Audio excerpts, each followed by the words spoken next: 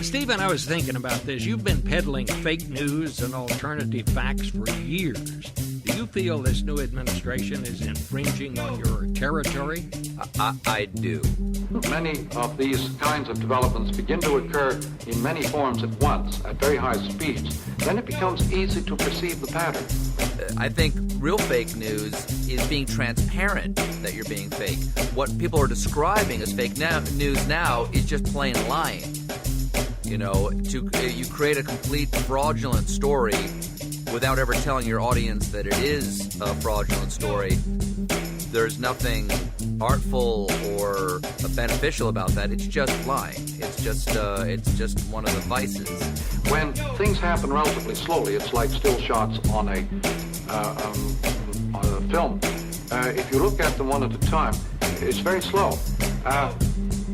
You don't see very much change. But project them at a reasonable speed, and the pattern of development becomes perfectly evident. The Trump administration really has been stealing my thing. I mean, I actually said this on the show just last night, that I invented the over-the-top television personality who desperately wants to be loved, is willing to accept emotion over fact, and has a pet eagle. And Donald Trump put Iran on notice this week. I used to have an on notice board where I would put things on notice, like the black hole at the center of the universe, or Iran, or anybody who upset me. We are now living in a world where things change so rapidly that anybody can spot the configuration, the pattern of change. And we're living increasingly in a world of pattern recognition. The speed at which the story would change was one of the most startling aspects of it to me. It used to be you wanted to do a show every night, so you wouldn't leave any of the berries on the bush, if you know what I mean. You could sort of talk about everything that happened today, and then tomorrow you'd have a fresh batch of berries to talk about.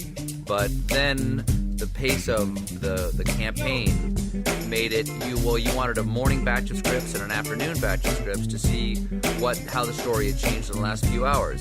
By the end of this presidential campaign, and right now, the pace has somehow accelerated even more, as opposed to the power of executive orders. We have to have somebody in our writer's room looking at the news every minute before the show goes up to make sure that the big story hasn't completely changed moments before I go to record my show. And because I'm not really news, I've never had to work at this pace. I can't imagine what the pace is for actual news people who have to break the story or have to explain the story in some sort of in-depth, because we've gone from like go-kart to NASCAR. Instead of just classified and isolated items, the whole speed up has tended to make everything much more intelligible and understandable than in the past. It's like the superpositioning of a quantum particle. You don't know where the news is at any given moment. There's such an enormous amount of uncertainty about what the story is or what the story means. There's so much chaos surrounding the news cycle, which I think is probably only to the benefit of the person who is generating the chaos, which is the president and his team, so that they can be the ultimate arbiters of the truth, because only they will know what is real or not. They will only know whether the chaos is planned or whether it is an art form being used to destabilize our view of reality, so that they can establish their own reality with their own will toward power. Hey, hi! Now that everybody's feeling nice and uncomfortable. The present is only faced in any generation by the artist. The artist is prepared to study the present as his material because it is the area of challenge to the whole sensory life, and therefore it's anti-utopian. It's a world of anti-values. And the artist who comes in contact with the present produces an avant-garde image that is terrifying to the contemporaries. If the national conversation is always about politics, then politicians are the entertainment. Trump's relationship with the truth is going to be of profound importance going forward, because any policy discussion has to begin with a shared sense of reality, and Trump's reality can change within a single sentence. As the volume of information increases, on legitimate news sources. As it's turned into a fire hose, they want someone to curate the day for them. Right. And because there's no way, you used to be able to read the morning paper and the afternoon paper and you knew the same as everybody else. But now as the volume of it increases, it's important that somebody curated for you.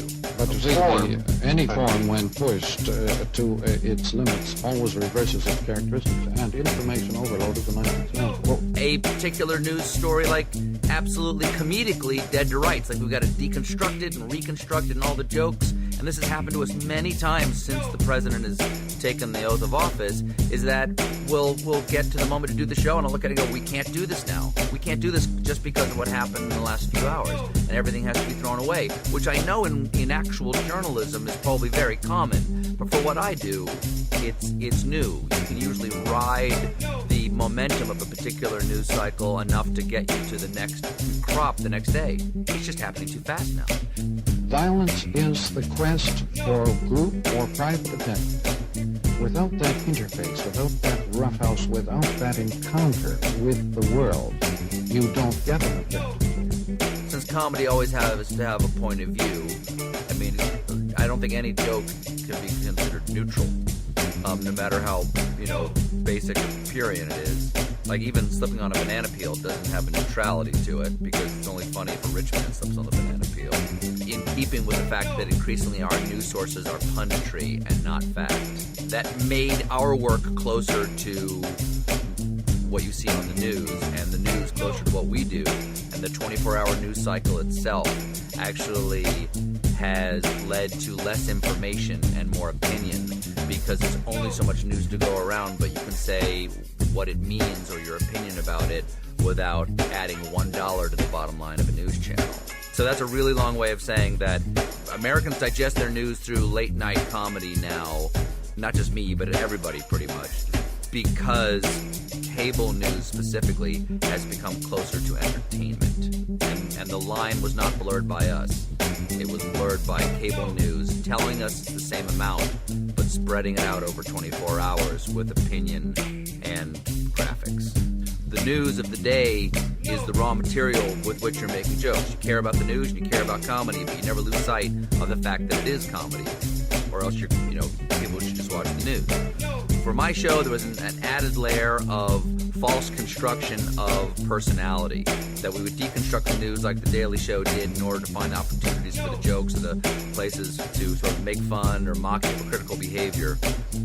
For my show, we would sort of do half as much deconstruction and then falsely reconstruct the behavior of a pundit on top of it. So there were slightly different games. Across all of these shows, since the very beginning of these shows, they've been about what's happening on a daily basis in America. It's about, shows always reflect the sort of the country itself. Right now, all topicality is political because the biggest story possible is Donald Trump. These shows aren't always political, so they're not always partisan, but they're always topical. The more the big story is not politics, the less partisan any show may seem. Partisan only comes in if the topical story is a pure political story. So tonight, we thought it would be useful to try and answer 4 basic questions. How did we get a pathological liar in the White House? Where are his lies coming from? Why do so many people believe him? And what can we possibly do about it? First up, she is president and CEO of the polling company and campaign manager for you-know-who, Mr. Donald Trump. We thank her for being here. Kellyanne Conway is joining us. Secretary of State and set up a private server, which is why we're having this entire conversation. You're not answering the question. The law lied about it. I am answering it. Kellyanne, that's not what I asked. No one's questioning. No one is questioning the victory. The FBI and other Before we go off on that agencies. track, He said that can I just keep us on the rails here for just a second? Because you did not answer the question. he thought. What no, did he that's say? very That's the important. He question. told What's the Vladimir answer? Putin, And you did not answer the question. I know you like to pivot. I get it. And I want you to have the... That's actually real news. I think that nothing you're saying is false on that. I just think it's a distraction from Let's the main issue. talk about Meryl Streep, by the way. Okay, again, you're not answering the question. Credibility. You Yes, have not it is. answered the question. You did not answer the It's what question. this president Can you answer it now? I'll let you complete it the way you want. Is the answer He going to said come? that. It's on You CNN. can't answer this question. I think that Russia wanted I'll Donald ask you a Trump to be third elected time. president. That's You why. can't And stick why to is that what- you relevant, can't stick to Kellyanne? what we're That was talking 2 months about ago. now. You have a 14% All I'm looking approval for is an rating. answer to a simple question. And Secretary Clinton has simple suggested question, they would like you to do. I guess what you still have not Specious, scurrilous answered. allegations. I guess what you still haven't What's the answered, question though. I here? want to go back to a question that you continue to deflect. All right, Kellyanne, we're going to have to leave it there. Congress. All right, I'm many sorry, governorships Kellyanne, and senators. We've run out of time. Thanks for having me. Hold on. You're so good at what you do. Hey, as are you. That's it. You're so good. I'm so verklempt. Sean Spicer, our press secretary, gave alternative facts to that.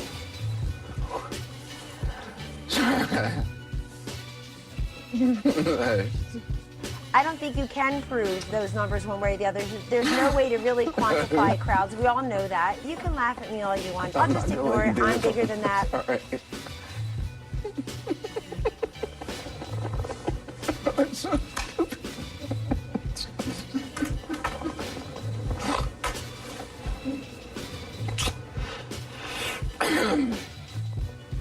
It's really so stupid.